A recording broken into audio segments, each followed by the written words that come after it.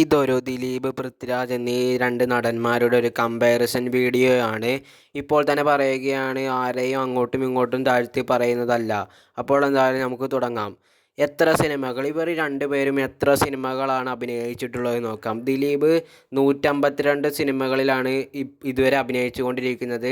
Shoot ചെയ്തുകൊണ്ട് നിൽക്കുന്ന സിനിമയെ കൂട്ടിയിട്ടാണ് ഈ പറയുന്നത്. അതുപോലെ തന്നെ പൃഥ്വിരാജ് 128 സിനിമകളിലാണ് അഭിനയിച്ചിട്ടുള്ളത്. അപ്പോൾ ഈ സിനിമകളിൽ ഇവർ രണ്ടു പേർക്കും നായകന്മാരായി വന്ന സിനിമകളിൽ ഏറ്റവും കൂടുതൽ കളക്ഷൻ കിട്ടിയ കുറച്ച് സിനിമകൾ നമുക്ക് നോക്കാം. അതിൽ പൃഥ്വിരാജിൻ്റെ ഏറ്റവും കൂടുതൽ കളക്ഷൻ കിട്ടിയ ആദ്യത്തെ സിനിമ എന്ന് പറയുന്നത് ആടുജീവിതമാണ്, 160 കോടിക്ക് മുകളിൽ. രണ്ടാമത്തേത് ജനഗണമന, 50 കോടിക്ക് മുകളിൽ. അതുപോലെ തന്നെ ഗുരുവായൂർ അമ്പലനടയിൽ 90 കോടിക്ക് മുകളിൽ. കടുവ 50 കോടിക്ക് മുകളിൽ. പിന്നെ ഇദ്ദേഹം സംവിധാനം ചെയ്ത് ലൂസിഫർ എമ്പുരാനും വമ്പൻ വിജയങ്ങളാക്കിയിട്ടുണ്ട്. അതിൽ എമ്പുരാൻ 268 കോടിക്ക് മുകളിൽ.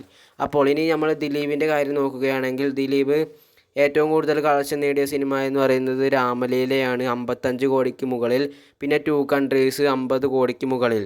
അതുപോലെ തന്നെ മായാമോഹിനി 20 കോടിക്ക് മുകളിൽ, 2018 ഏറ്റവും കൂടുതൽ വലിയ വിജയം. പിന്നെ കിങ് ലെയർ 32 കോടിയിലധികം.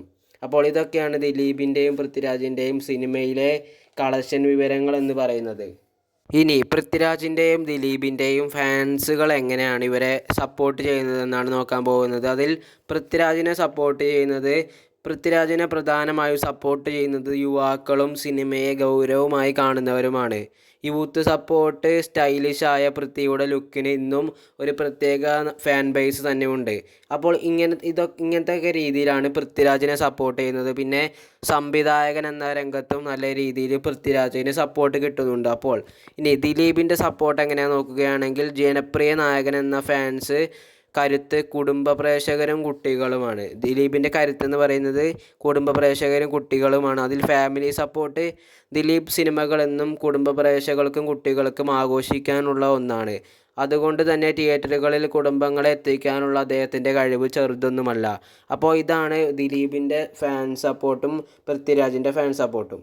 ഇനി ഇവരുടെ രണ്ടുപേരുടെയും പുരസ്കാരങ്ങൾ നമ്മൾ നോക്കുകയാണെങ്കിൽ, ദിലീപിന് കിട്ടിയിട്ടുള്ളത് 4 കേരള സംസ്ഥാന ചലച്ചിത്ര അവാർഡാണ് കിട്ടിയിട്ടുള്ളത്. അതിൽ 1 വെള്ളരിപ്രാവിൻ്റെ ചങ്ങാതിയും, 2 കുഞ്ഞിക്കൂനൻ, 3-മത്തത് ചാന്തുപൊട്ട്. പിന്നെ രണ്ടാമത്തെ മികച്ച ചിത്രം കഥാവിശേഷം.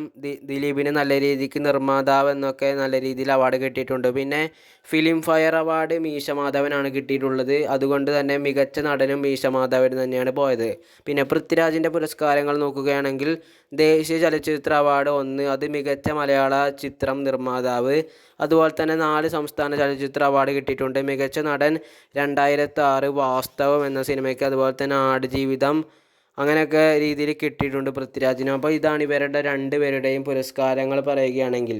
ഇവർ മലയാള സിനിമയിൽ എന്തൊക്കെയാകും ഇനി? ദിലീപ് മലയാള സിനിമയിൽ നല്ല പരീക്ഷണ സിനിമകളും ചെയ്ത് ജനപ്രിയ സ്ഥാനം ഉയർത്താനാണ് നോക്കുക. പിന്നെ പൃഥ്വിരാജ് യൂത്തന്മാരുടെ ഇടയിൽ നല്ല മാസും കാര്യങ്ങളൊക്കെ ആയി നേട്ടങ്ങൾ ചെയ്യും. പിന്നെ പുറത്തുള്ള സംസ്ഥാനങ്ങളിലും പോയിട്ട് നല്ല രീതിയിൽ ചെയ്യും. അപ്പോൾ ഇതാണ് കമ്പാരിസൺ വീഡിയോ. ഞാൻ ആരെയും അങ്ങോട്ടും ഇങ്ങോട്ടും താഴ്ത്തി പറഞ്ഞിട്ടില്ല, കാര്യങ്ങളാണ് പറഞ്ഞത്. അപ്പോൾ ഇത് കഴിഞ്ഞിരിക്കുകയാണ് ഈ വീഡിയോ. നിങ്ങൾക്ക് ഇതിൽ നിന്ന് തോന്നിയ അഭിപ്രായം താഴെ കമൻറ്റ് ബോക്സിൽ എഴുതി അറിയിക്കുക. അപ്പോൾ എന്തായാലും ശരി.